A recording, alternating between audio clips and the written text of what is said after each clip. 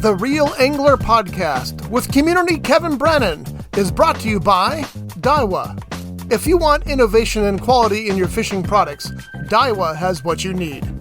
Costa Sunglasses. Discover life's greatest adventures with Costa. Built to look good and be tough. Promar and Ahi USA. Premium fishing products and accessories with concepts developed by passionate anglers. Channel Islands Sport Fishing. Offering deep-sea fishing on quality sport fishing charter boats. And more. Mossy Oak. From hot days in the water to sweltering afternoons in the woods, we've got you covered. Outfit your obsession. The Latino Business Expo, Ventura County's largest networking event. Special thanks to Bruce at Kirby Subaru in Ventura.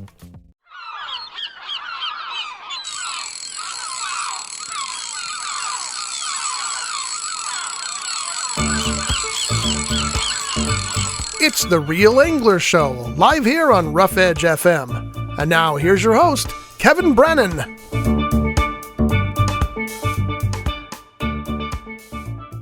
Okay, well, this is the Real Angler Podcast, and I am R. Scott Bolton. You will probably recognize me from previous shows. And we have Marshall here today.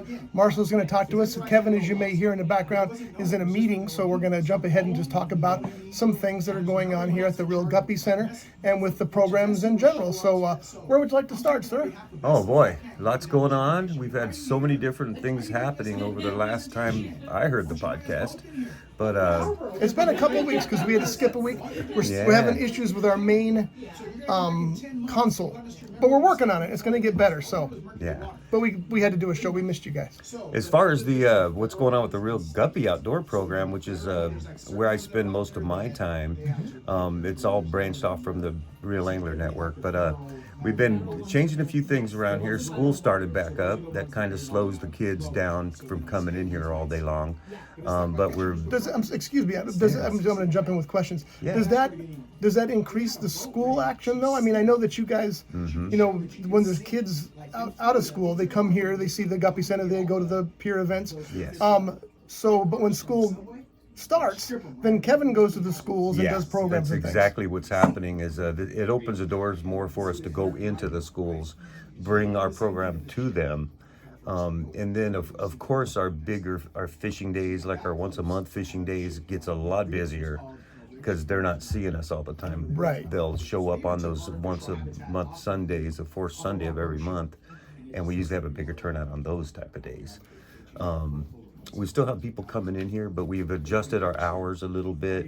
We've been through this a few years now, so we know when we can adjust those hours, where to put our attention into different aspects of the program, the things that are still keeping busy, just not so much down here right now. Right. The Guppy Ranger program, we just finished up our fourth program. But we're looking at another grant coming in, and we'll be starting up that again. Looks like it's coming up in the next few weeks. So kind of gearing up for that, pulling everything together, a chance to clean out all the things that we haven't had a chance to clean out right now, our storage, all of our paperwork, the things I've been wanting to catch up on. Calling all the people we deal with, different businesses and companies. I've got a chance to do that over the last couple of weeks. Pick up the networking. Yeah, so a lot of the things that we just couldn't do, we were so busy with kids on a nonstop basis that now I've got a little chance to sit down and pay attention to all the clerical type of stuff that we've just been ignoring. So you have fewer people coming to the Guppy Center, but you guys aren't any less busy. No, we're still here all the time. It's one of those things. We tried to cut me and Kevin are here 24/7. It feels like we tried to cut our hours down, but here we are. We're still here. Yes. We made up a plan of these are your days off, these are your days off, these are my days off. Hasn't worked. So today was your day off, wasn't it? Today's my day off, but there's a lot right now. I just the hour I've been here and sit down, there's 4 or 5 things I pulled together that I've been wanting to get to for a long time. Oh, good. And this gives me a chance to do it. One of the things I spend a lot of my time is on phone calls. Networking again. I'm talking to people all over the country. Spent some time with Eagle Claw on the phone the other day. That turned out really well. They sent us a huge box of promo boxes, stuff that we've been wanting to get. And so it looks like we're going to work something in with them. But Kevin is in a lot of meetings, so it kind of cuts down me being able to be on that phone. That's one of the reasons we didn't have a podcast last week, because he had a big important meeting to get to, so we had to he's skip got that. meetings all day long. Yeah. And they're getting more, aren't they? He's going to more meetings now. Oh, yeah. I guarantee once he's done with this meeting, he's going to think he has a little time, and remember, he's got to beat another one somewhere. I think you're right. I'll bet you. I see him all day long go through that. He's a busy guy. So if somebody does walk into the Guppy Center here, and you're here, and you usually are, explain to them a little bit what they'll see, what you'll show them, what the opportunities are. Yeah, a lot of my time is showing people the learning center, trying to get them involved with what we do. I do have walk-ins, a couple times a day, even through the winter, and it's always somebody who sees all our stuff outside. They see the fishing poles, they see the crab nets, the oars, everything out there, and have to come over. And I hear the same story all the time. And my dad used to take us fishing, and now we have kids. We like to take them fishing. What can we do? And it gives me a chance to give them a little tour of the place. There's, if you haven't been down to our Guppy Learning Center, come on down anytime. I'm usually here Wednesday through Saturday. Like I say, we've been adjusting our hours, but there's a lot to see down here. There's a lot to do down here. I could explain everything we have. It's kind of like a museum. A lot of artifacts everywhere. People are donating stuff to us nonstop. Oh, that brings up, if you're out there listening to us right now and you have any kind of used tackle or something that you been wanting to get rid of, give me a call. We'll come up and pick it up. We use all that for the kids. First thing I do, go through all that. I'm going through tackles usually every day, looking for things I can give away to the kids. Make them up tackle boxes, make them up a pole. So I usually will give them a whole tour of this place, all the things that are here, what we're doing here, what we're doing with all the different things they see. There's artifacts here that are dating back into the 40s that we keep. A lot of people come in here and want to buy it from us, but we love it's love not it. for sale. Yeah, we love all the artifacts. But I'll give, if there's kids with them, I'll give them shark's teeth. We've always got a lot of cool stuff to give away to the kids. Posters, a lot of things, pins, stickers, and I'll get the kids playing. There's a lot of games for the kids to do in here, all revolved around, they all revolve around the ocean and our program. So that's pretty much my day when anybody walks in here. Yeah.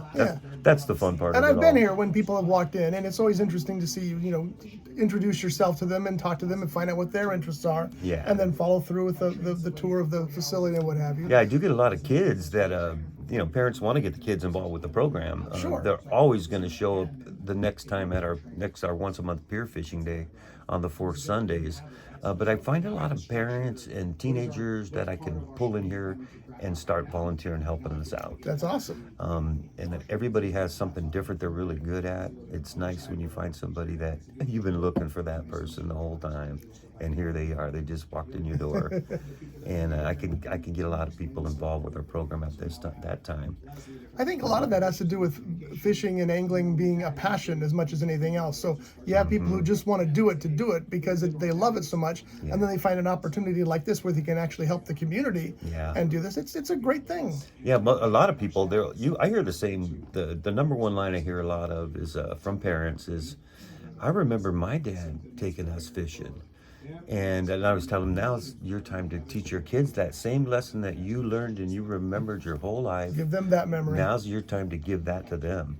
And hopefully they stick with it. And a lot of times you'll get these parents come in and they remember fishing with their dad, and they know how to do it. And I'll teach them the basics, but it's always the parents are like, let me show you how we did it. That's always fun to see. It's really fun. My father took me fishing, of course, and I took my son fishing, and I wasn't into it as much as he still is. He still loves to fish. He goes to Bishop and fishes a lot. He goes, when he takes camping trips or something, there's usually fishing involved.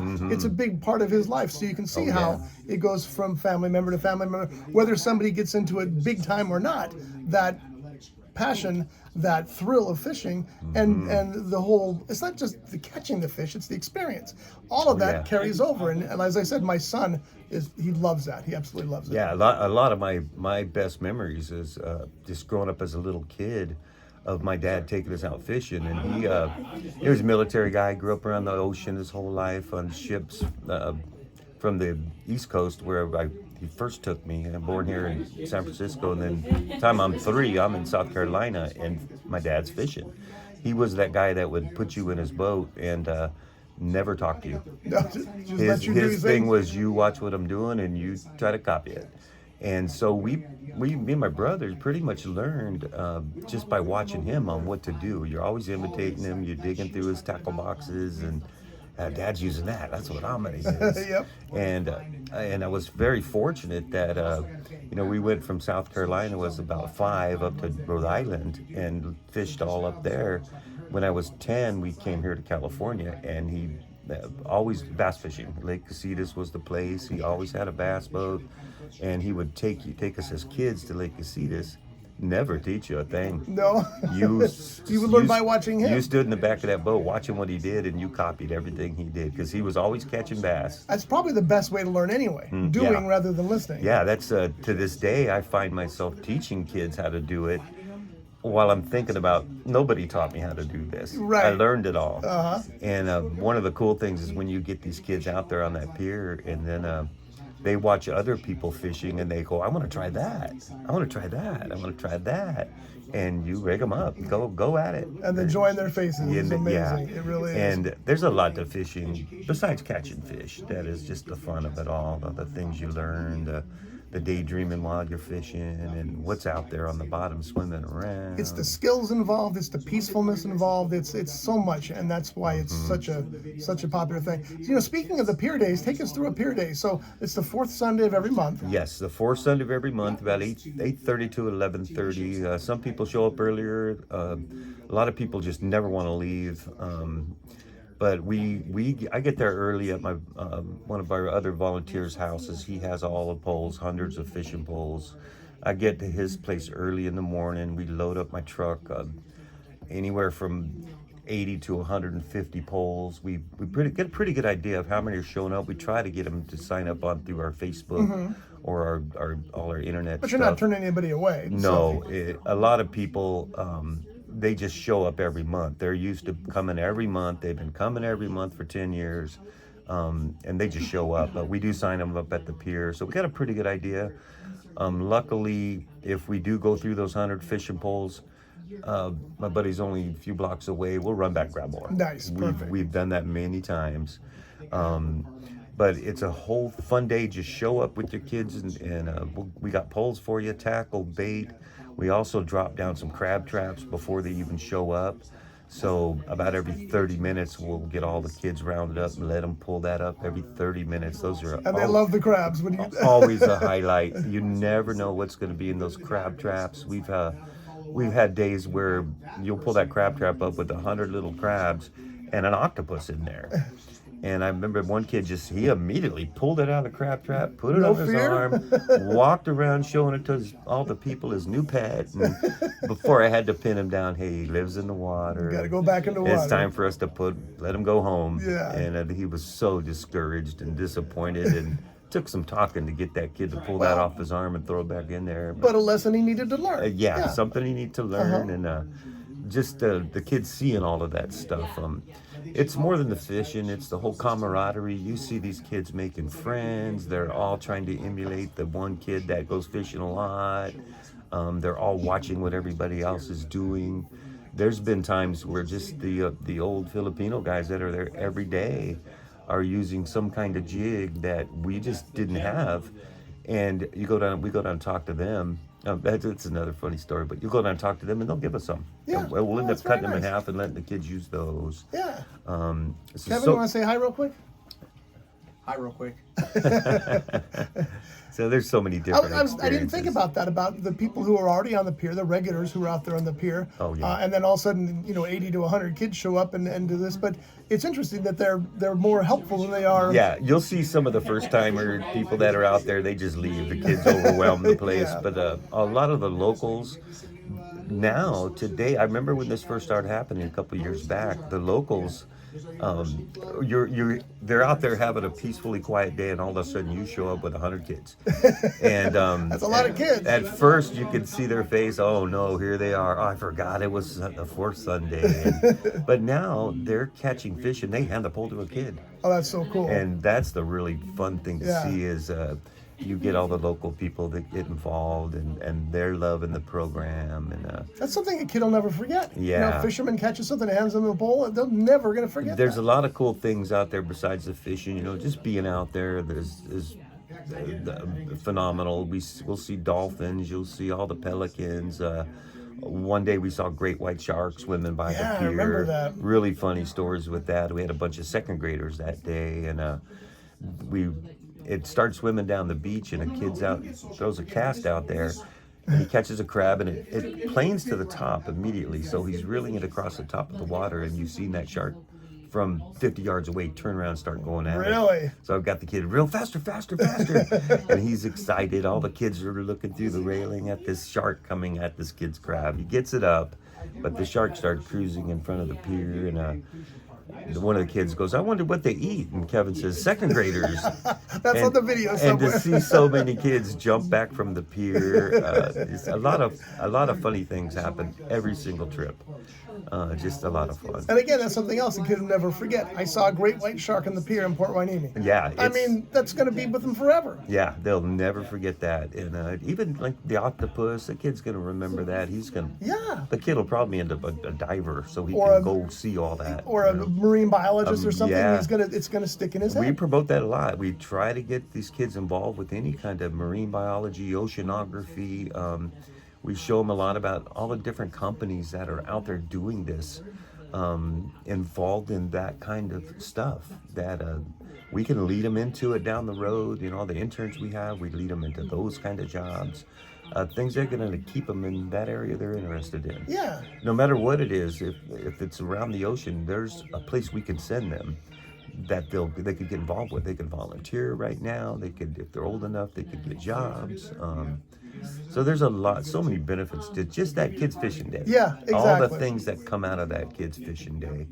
And that's fourth Sunday every month at the Port Hueneme Pier. Yes, just show up and we got it all. And you can sign up online if you want to, but if you just show up, they'll make sure it works out for you, and come check it out, because it is more of a community event than it is just a fishing event. So, like you said earlier, it's the camaraderie, it's getting to know people, it's meeting people, it's having fun with maybe strangers, somebody you don't know, but now they're a friend because you fished together. You get a lot of, today, a lot of kids are indoors. They're playing their games, they're watching their shows, and they stay in the house a lot. Back in the days when we were kids, your parents kicked you out of the house. That's right. Go out and play. You get out and play.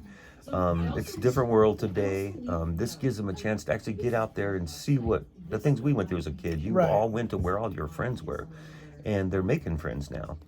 And hopefully that encourages them to just keep coming out, round up some friends, and go fishing. I think it does. I really do. Yeah, I talked to so many parents today. Next time you see them, the kid's got all new fishing poles. He's got new tackle boxes now. They're telling you stories about the different places they go fishing now. It's neat to see that you actually got them involved with something that they just really love now. Yeah. It's a hobby for them. They're outside now. They're spending more time doing outdoor things now. And they're learning skills, the fishing skills. They're learning some biology because they're learning about the fish and what have you. And the camaraderie of all the things you can do outdoors, and it's still out there.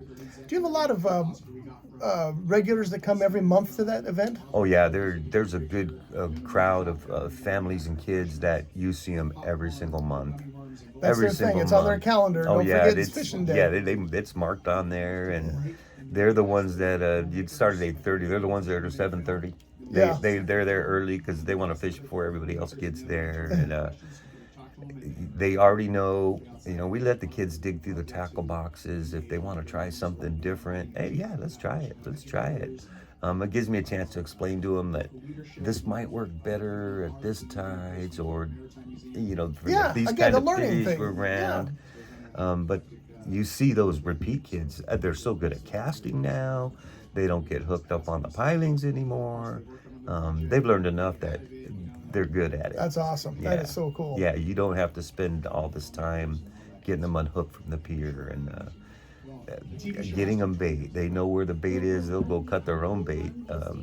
And because we bring so many different kinds of baits, they'll try them all until they find that one that caught them a fish. That's the one. And they'll stick with it. They'll bring them a few pieces over to their little spot, so because they don't have to go back. Those are the ones that all they want to do is catch a fish and show it off to everybody. Yeah, of course. Yeah, so you don't have to work with them much anymore. But they catch something, they'll definitely let you know. I've also seen that in the videos. If you ever watch the videos, you can see these kids running up to Kevin or to Marshall or somebody and just, look what I got. They're so proud that they got it. Or look what I found. They're just thrilled. Yeah, it could be a 6-inch sardine, and it's the coolest thing ever. And I've got some of the kids that have come in with new poles. Now here they are. They're 6 years older than when they started coming with us. Now they got this new pole, and you could tell they're ready for the boats. They're ready for the jetties. They're ready for the beaches. They'll go fishing anywhere. And they come out to the pier, and they're always the first ones to catch the fish because they know what they're doing now. Yeah. And those are the kids I try to pull into our program. Sure. Hey, you want to go out to a surf fishing with us and teach some kids how to do that? And you can always pull them in. They'll show up just because they want to surf fish. Yeah, exactly. Yeah, it's another chance for them to have some camaraderie. Like I said earlier, it's the passion. They love doing what they do so much that they don't mind doing it, sharing with other people. They probably love the fact that they're sharing with people the same way it was shared with them. Yeah, we've got a lot of kids that I just see them all the time. All the time. They come down here, they'll hang out. And I've seen regulars come in here. I was going to ask you that next, because you got a number of regulars who come in here on a I always try to pull basis. them in and have them teach kids knots. They can tell kids stories about the program and get those kids coming in. They look at it a lot differently when a kid's teaching them that story than they would an adult teaching them that story. Yeah.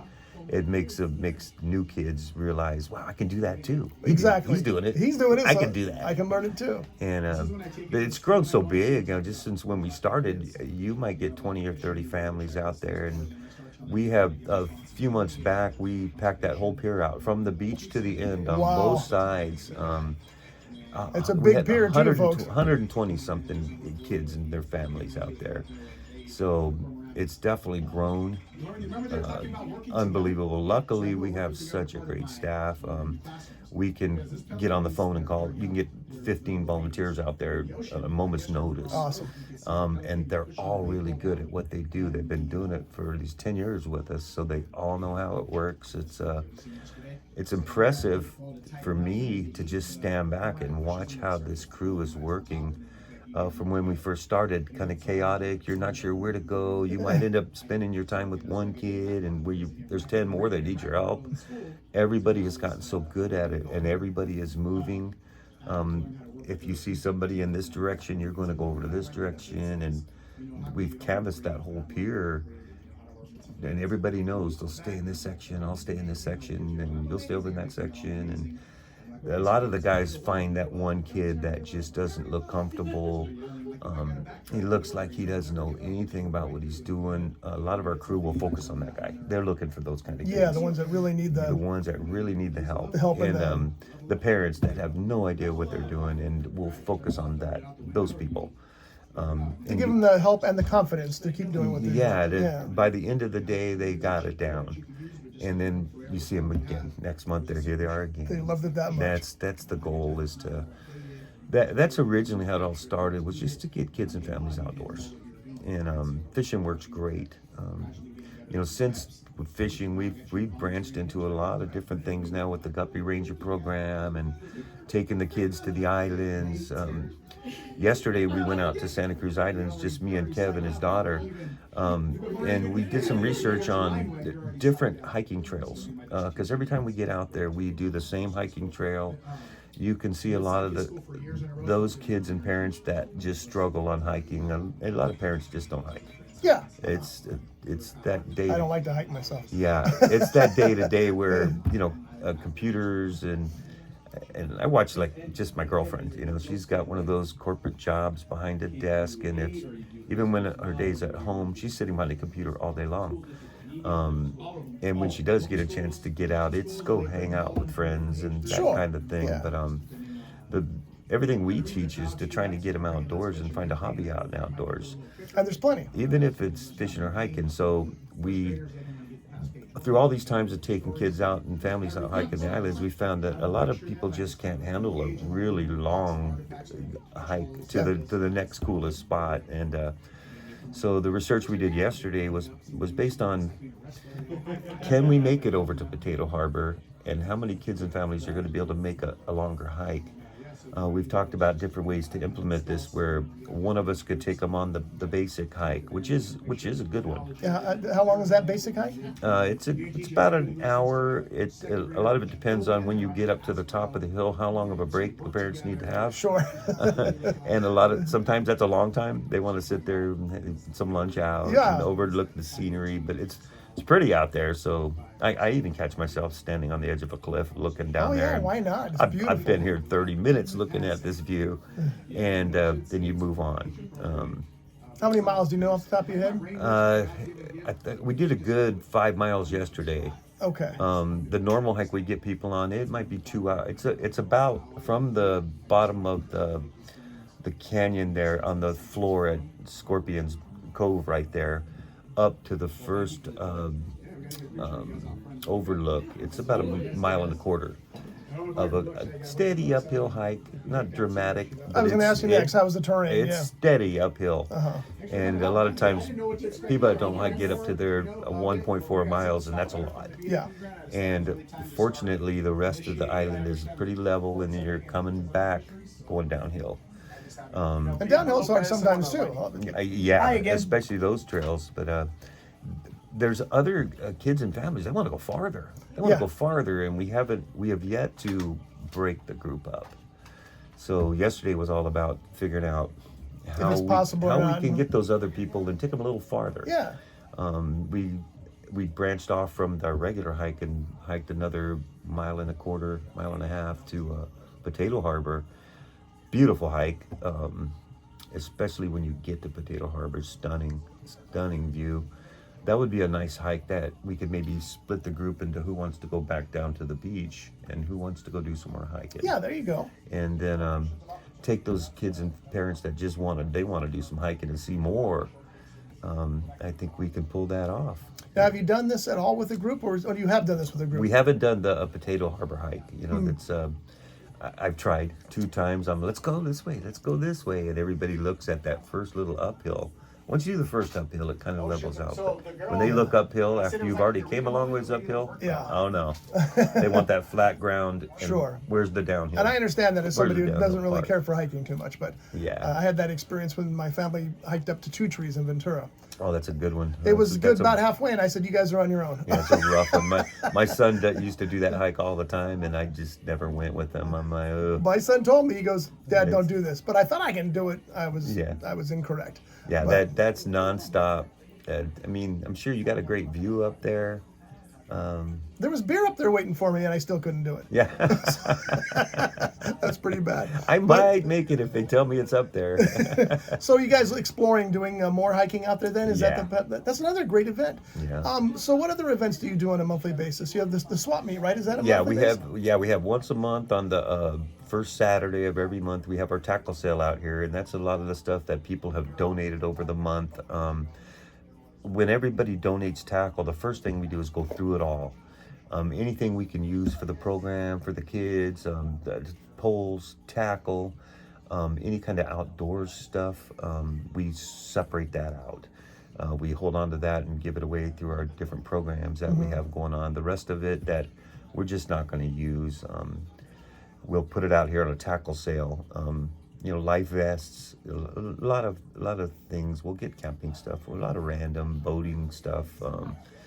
And once a month on that first Saturday, we'll have our big tackle sale right out here in our yard. Great idea for funding the program. Yeah, exactly. Yeah. Everything goes right back in the program. All the expenses that we concur through every month with our rents, everything. Yeah. We skipped it last week. There's Marshall right there on the back of the brochure. Look at that. You're immortalized. I made it. But a lot of the stuff is, it's just stuff we're never going to use. And people come in and they're looking for it. We get at the tackle sale, you get more than fishermen in there, outdoors people. Well, yeah, they're looking for, like you said, the camping equipment and what have you. So yeah, and being in a harbor here, a lot of boaters. Oh, a yeah, lot of that boating stuff that we have that they just don't know what else to do with. Yeah, it doesn't fit the programs, but our last tackle sale though, it was huge. We had a lot of people showed up. We pretty much drained a lot of our stock.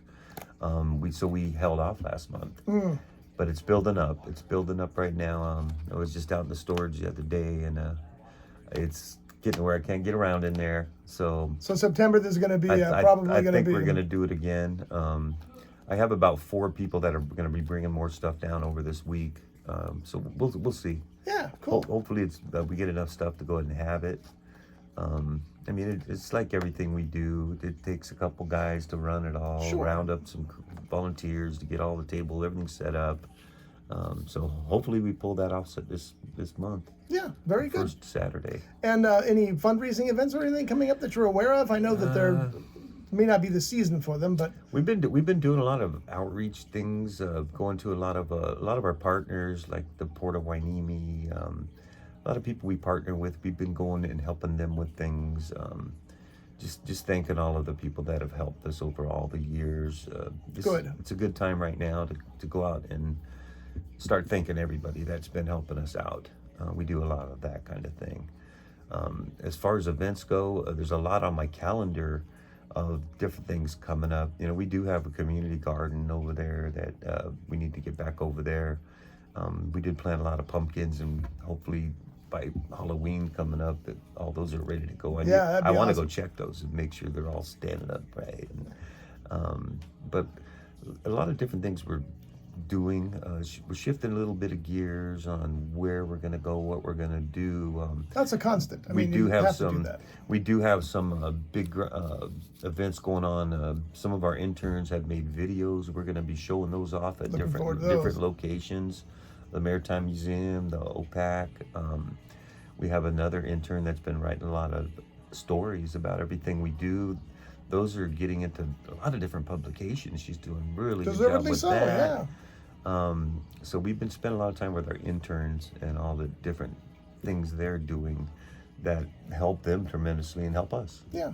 And that's why it became Community Kevin instead of just Kevin Brannon, the real angler, because it has grown into a community event that is bigger than just the Guppy program. So, and that's amazing. We pretty much took everything we do and put it under that Community Kevin umbrella.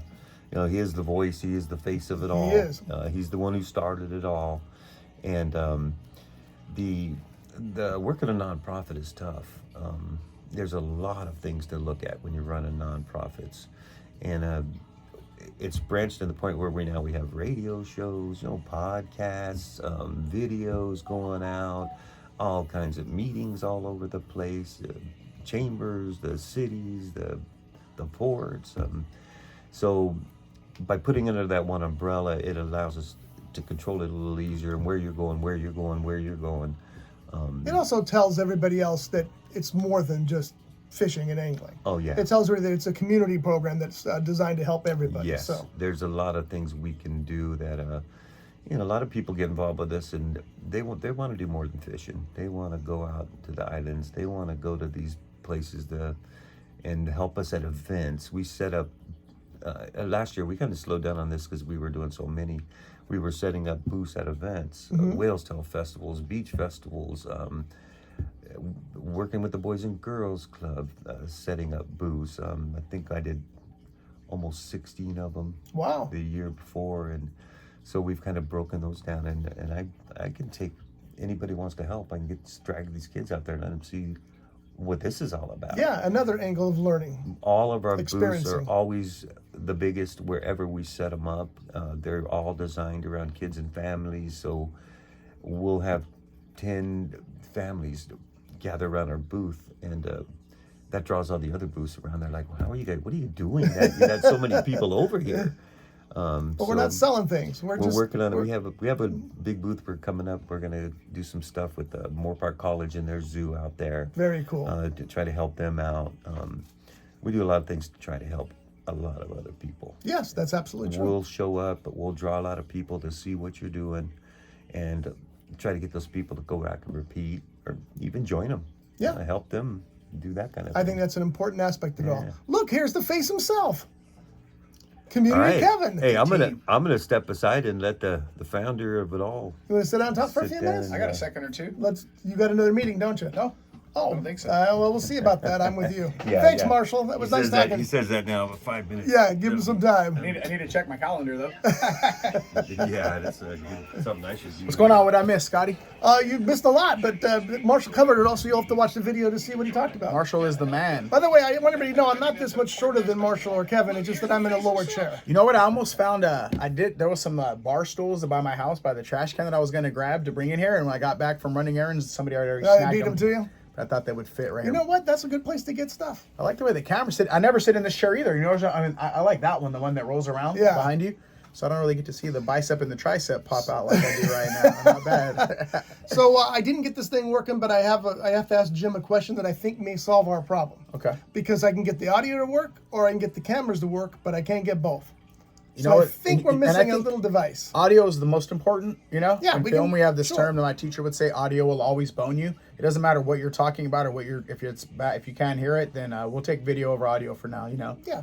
I mean, audio over Video. I know what you meant. We'll make it work either way, but this is working out okay, and it was good to talk to Marshall. And explained to everybody you had a meeting today, so you were in the background. You I probably think I've heard been at the in 3 meeting. meetings so far today. Really? That's and a I'm not start. even supposed to have meetings. Wednesday and Thursday are supposed to be my editing day now. But How'd that work out for you? well, the day ain't over, so I might be able to get a little bit of editing done. We actually know on the truth, since to talk about that Rollingers Fishing Show, we do have the blue carpet premiere. Hold on, Scotty, talk to Oh, Mike. that's a Get good you- one get you because fired. we were just talking about events with Marshall, and this is a big event that they've got planned here. And Kevin's a huge event. Sorry, I used the wrong word. Kevin's going to get the information for right now, but it's an event you can attend if you'd like. And he's going to have Carpet premiere of the Real Anglers Fishing Show.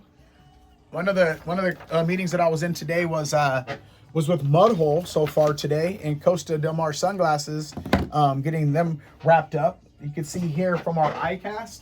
Here's our hot meetings right here that we have to go through. Sorry, Scotty. So following up on all these leads that we had, so that way they could look about advertising. there was a bunch. On the TV show. So today we sent this over to Mudhole. This is our press kit.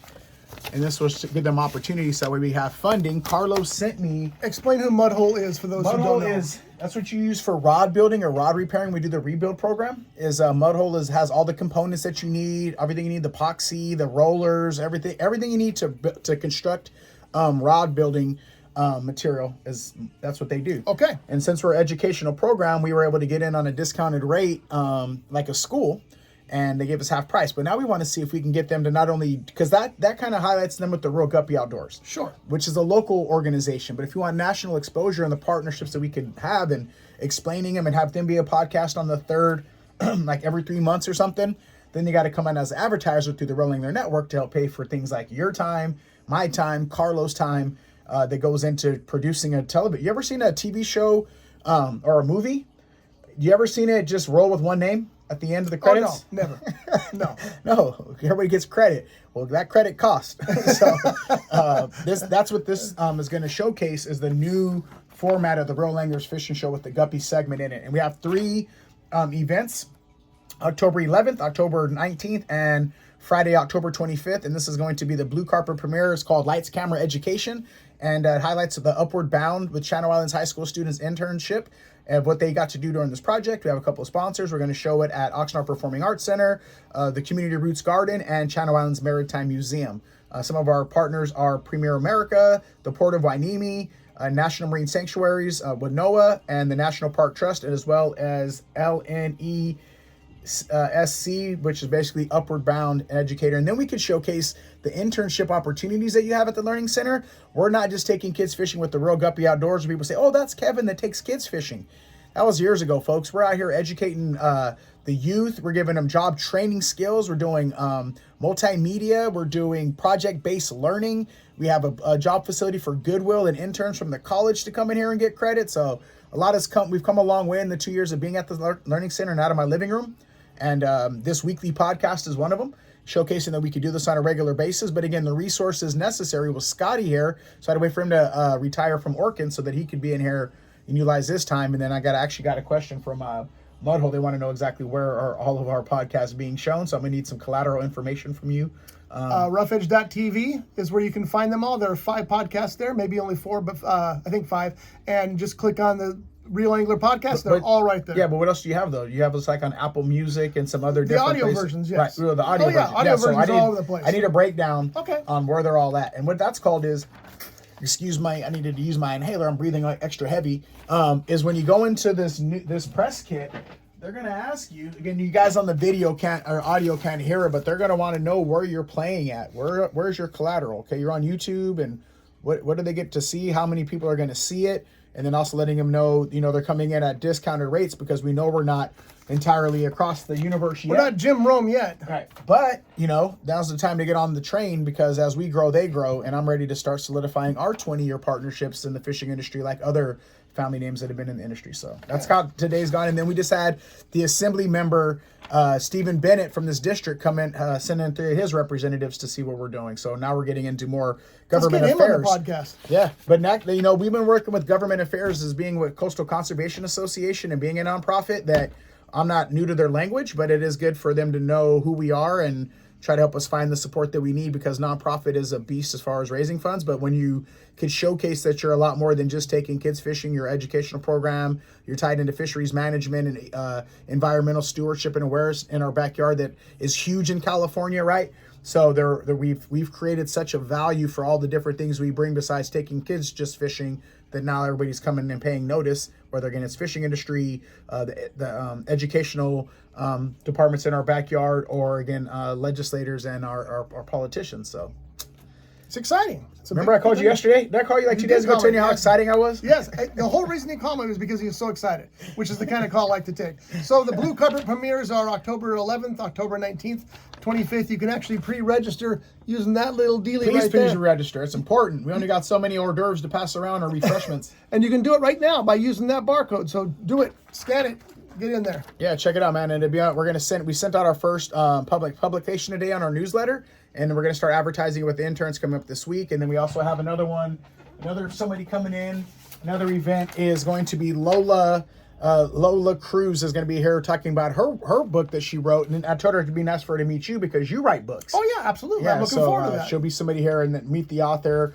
The kids did their first write-up, but of course they didn't put any of our collaborational watermarks of being at the Learning Center. They didn't put the address, so they got some work to do. But when I told them, they started panicking when I pointed it out, is that's why you're here to create.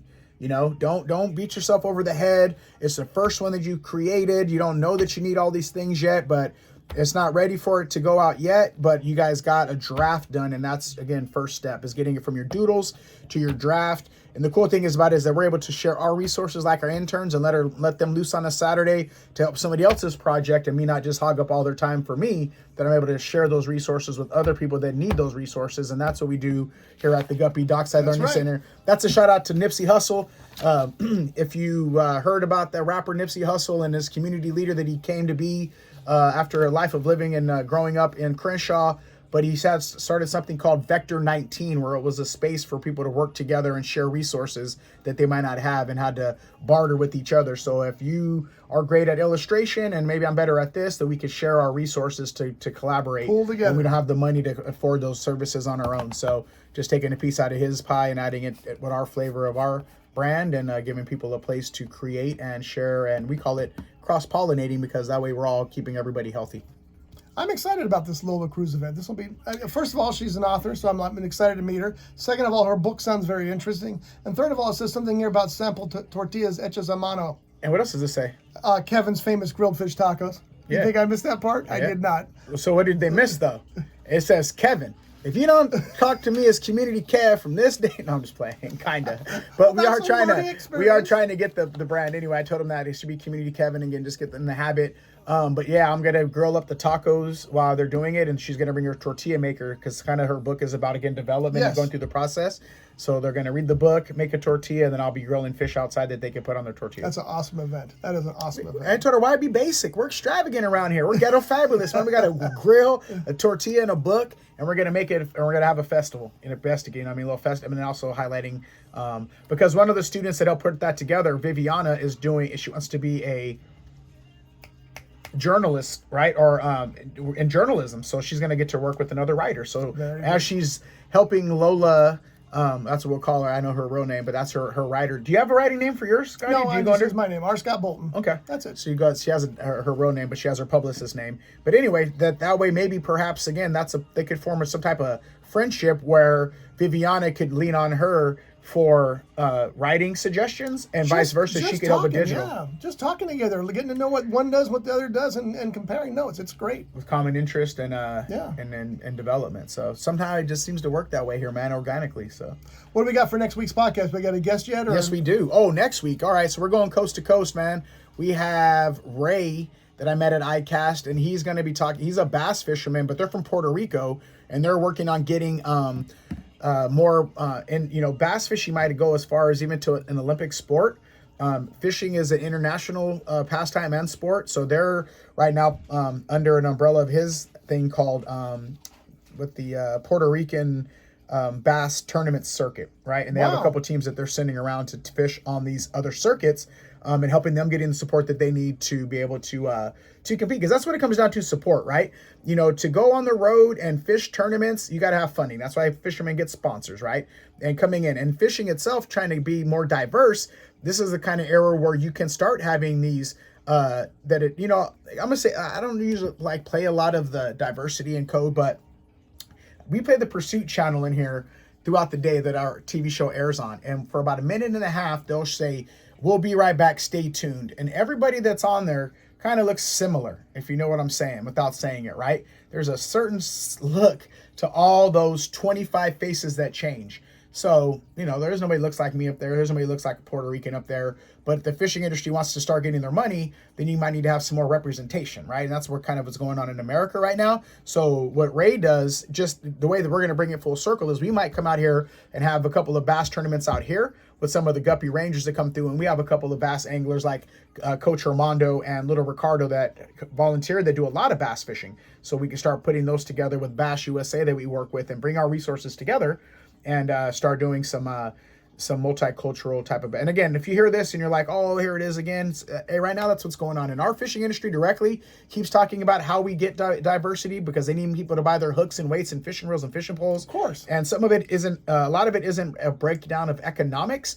It's just the resources and somebody teaching them how to fish and what to purchase to buy. It isn't because they're poor that they can't afford to fish. It's because it's intimidating when you go buy all that gear. Absolutely. So if we can help build those bridges and showcase, and then you got the bass thing, right? Where bass fishing is a completely different type of fishing. It's bassing. And again, getting into that to go on the road and doing it. So that's what he's going to talk about next week, and then see if we can collaborate going forward.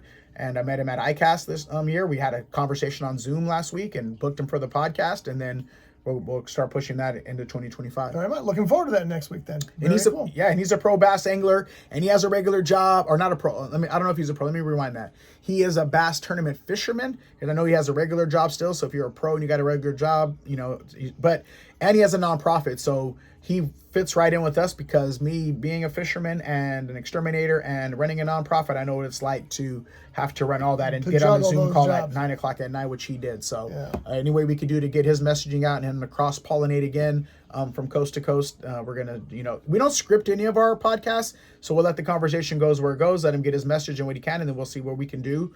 Again, we don't even like to take questions in advance. We just like to go off the cuff. We're having a conversation is what we're doing. That's it. Let it go from there. Yeah. All right, so we'll see you next week. Kevin, take us out. What? Take us out. I'm over here joking, man. All right, Barry, did Barry say hi today? Barry, you take us out. Tune in. Check it out. Real Angler Network, Real Guppy Outdoors. Check out CommunityKevin.com. Go out, catch yourself some memories, and let's go. The Real Angler Podcast with Community Kevin Brennan is brought to you by Daiwa. If you want innovation and quality in your fishing products, Daiwa has what you need. Costa Sunglasses. Discover life's greatest adventures with Costa. Built to look good and be tough. Promar and Ahi USA. Premium fishing products and accessories with concepts developed by passionate anglers. Channel Island Sport Fishing. Offering deep sea fishing on quality sport fishing charter boats. And more. Mossy Oak. From hot days in the water to sweltering afternoons in the woods, we've got you covered. Outfit your obsession. The Latino Business Expo, Ventura County's largest networking event. Special thanks to Bruce at Kirby Subaru in Ventura.